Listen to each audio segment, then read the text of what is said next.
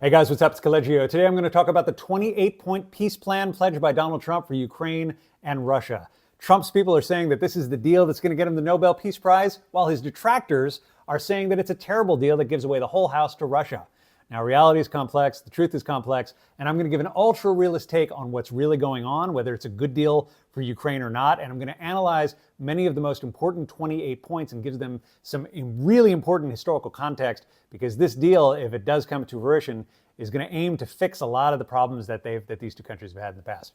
So let's start with some of that history. Of course, in February of 2022, Russia launches a full-scale invasion of Ukraine, and this is after about a decade of it tinkering around Ukraine's borders. It, of course, annexed the Crimean Peninsula in 2014 and started instigating all kinds of problems in the eastern areas where there are a lot of ethnic Russians, and Donetsk, Donbass, and Luhansk, all right?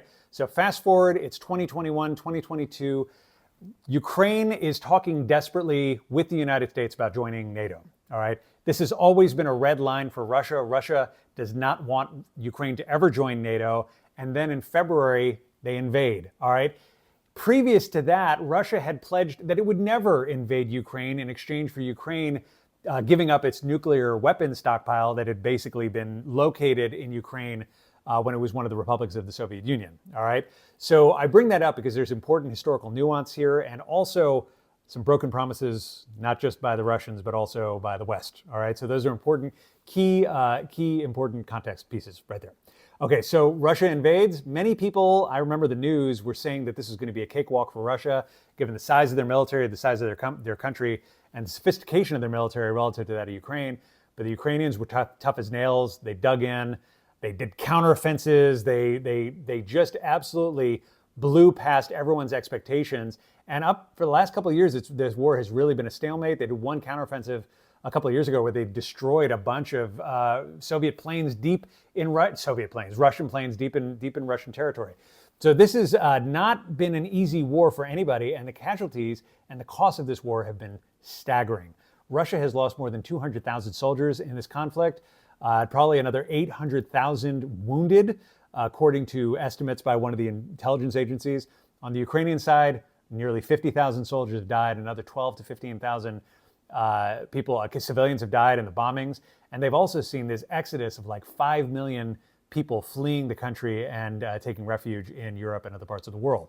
So the costs of this war are huge. Everyone wants the war to be over. The question is, how do you negotiate a settlement? So Trump comes in, he says he's going to, fix this problem in day one of his presidency. Of course, he doesn't do that, but there have been negotiations going on, and now they launch these 28 points.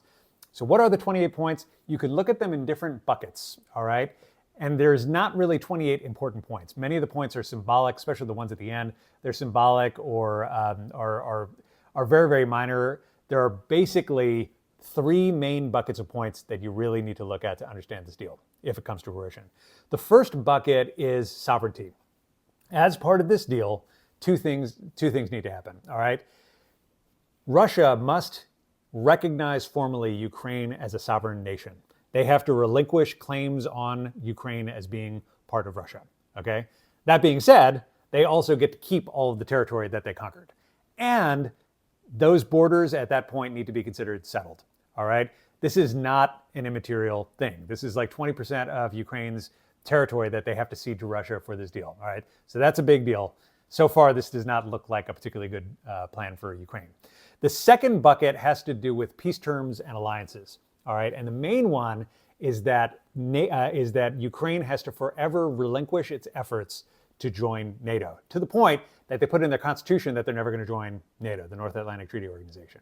This is huge for Russia. I think it's actually one of the causes of the war. I'm going to get into that a little bit.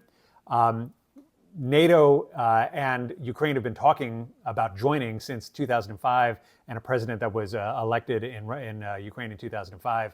But they have to give all that up, basically. They have to say, no, we're no longer going to try to join NATO. There's also going to be a comprehensive non-aggression agreement between Russia, the EU, Ukraine, and Russia says that it will not invade its neighbors. It's kind of funny. They shouldn't be doing that anyway. But then NATO also has to agree to not expand anymore. All right, so that's kind of the concession of Europe. Ukraine will not be able to join NATO, but they will have security guarantees from Europe, all right, and from the quote-unquote transatlantic community. Ukraine cannot have a standing army of more than 600,000 soldiers. There's been a lot of attention at this point. I'm going to get into it because I don't think it's as big of a deal as everyone thinks. So while NATO doesn't get to be involved there, part of the deal is that NATO will be able to have fighter jets in Poland. So I think that that's kind of the concession that says, all right, NATO's not going to be able to join all the way that far east, but they're going to have strike force available in extreme Eastern Europe. Oh, and by the way, that strike force will be able to kind of monitor the peace deal as it's unfolding in Ukraine. All right. Then there's the bucket of economic points. All right. And the key one is that Ukraine becomes eligible to join the EU and then would have immediate preferential access to the EU market. This is huge. All right. I'm going to get into why that's huge because while Ukraine won't be able to integrate with Europe militarily, they have this opportunity to integrate with Europe economically. And then the second point is that there's going to be this huge aid package to Ukraine. Part of it is paid for by $100 billion of frozen Russian assets that are basically going to flow into the Ukrainian economy under the supervision of the United States. I think there's some concerns about the money getting lost to corruption in Ukraine. And then another $100 billion would be pledged by the Europeans. This has major potential for Ukraine that I'm going to get into. And then on the Russian part, they get to reintegrate into the G8, which is the group of big economic countries. And I think we're going to lose all the major sanctions. Basically, they get to reintegrate into the world economy in a way that they haven't been able to do for the last few years. Their economy has really been choked. And then finally, there's this other bucket of, no one's going to be able to, what do they call it? What's the word? Amnesty. There aren't going to be war crimes tribunals. You're not going to see a case where a Russian or a Ukrainian general is on vacation in France and they get arrested, right? There's going to be amnesty for all sides and everything's going to be put to bed. All right, so those are the key points in this peace deal. And then the question is, well, is that a good deal or not, right? And the only way to answer that question is really to look at what your values are, all right? And the big question here is, are you a person who really values the idea of self-determination, all right? So in the West, we have this value that a country should be democratic and should be able to chart a course for itself in the world. So if you democratically elect a leader, you should be able to decide who your alliances are with. You should be able to decide who you trade with. You should be able to decide what your laws look like, and you shouldn't be encumbered by your neighbors or anyone. You should be able to do that yourself. You should be able to choose your own identity, if you will, all right? That's really important to people in the West, but I got to tell you, it's not as important to people in the rest of the world. So if that's what your value is, and you look at this deal and you say, wow, Ukraine really wants to be part of NATO, and they're never going to be able to be part of NATO, and Ukraine really wants its territory back, and they're not going to be able to get their territory back, gosh, you look at that deal and you're like, that is a chump deal, all right? That is not a deal that is good for Ukraine. That just totally benefits Russia, all right? Now, there are a lot of points there, right? Because it's not fair that Russia just came in, and it's not fair that Ukraine doesn't get to determine its own destiny. But what does Russia concede here? Well, while Ukraine has to concede that it's not going to integrate militarily with the West, Russia has to concede that Ukraine gets to integrate economically with the West. And this is a huge deal, all right? You really have to think about, if you're a country and you're trying to develop economically, do you want access to the eastern markets of Russia and China? China doesn't even buy foreign goods, right? They just try to flood the world with their stuff, right? Russia doesn't have a ton of buying power. Or do you want this huge Western market that you could sell to? Clearly, you're going to want the Western market. And not only to have the Western market, but to have $200 billion of stimulus waiting for you to plan out your economy and get stuff sold into that global marketplace. It presents a pretty neat and unique, I think, opportunity for Ukraine. Now, the question is, what about that territory? What about NATO? I think if you're realistic and you're really taking off your rose-colored glasses, you have to ask yourself this question. Was Ukraine ever going to get that territory back? And was Ukraine ever really going to join NATO? It certainly wasn't going to join NATO unless it got its territory back. And I'm pretty sure that they were never going to get that territory back unless US or European troops were on the ground helping them get that territory back. And if you don't think that the EU or the United States was going to pledge troops to help them do that, I don't know that those concessions are actually all that meaningful. It's like, giving away sleeves to a vest that doesn't have sleeves. Yeah, Russia gets the sleeves off Ukraine's vest, but Ukraine doesn't even have those sleeves in the first place. So Russia is getting something that it already has. Ukraine is getting something that it doesn't already have, which is potential access to this huge marketplace and the potential to join this huge marketplace, and that is sanctioned in this agreement. That's actually part of this agreement that they have with Russia, and Russia won't be able to stop them in the future from doing that. So I think that that's a really, really important point here. One of the big issues is NATO, and why is this such a flashpoint for Russia?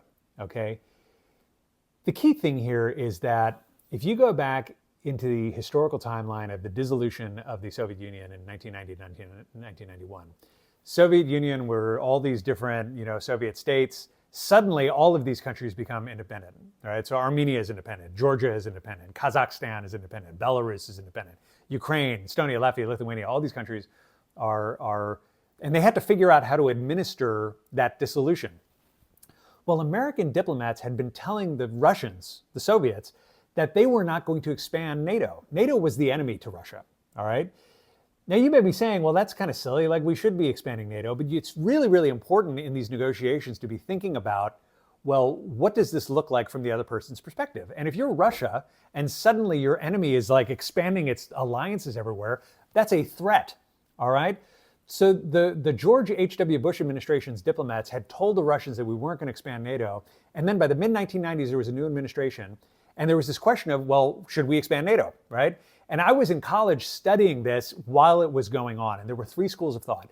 One of them was kind of the liberal globalists who were saying, they were the self-determination people saying, yeah, if Poland and Estonia want to join NATO, they should have the right to do that. They should have the right to their self-determination to do that. There were some realists who were saying, well, you know what, that's really going to peeve Russia, and that's not really useful. And by the way, are we really going to come to the defense of Belarus anyway? Like, why would we even want to bring them in?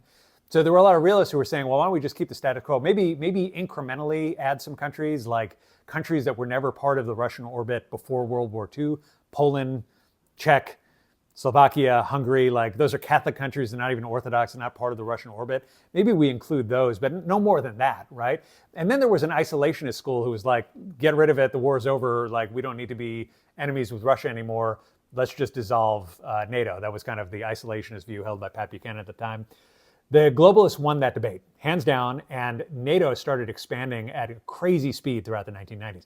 Here's a map of the NATO countries in 1990. You can see that the easternmost point, with the exception of Greece, is like that eastern part of Italy, right? And now look at the new map of NATO as of 2025, all right? It's basically all of Europe with just a couple of exceptions, right? They even took former Soviet republics, all right, which they said it would never do. In 1999, NATO incorporated Estonia, Latvia, and Lithuania, which were actually part of the Soviet Union.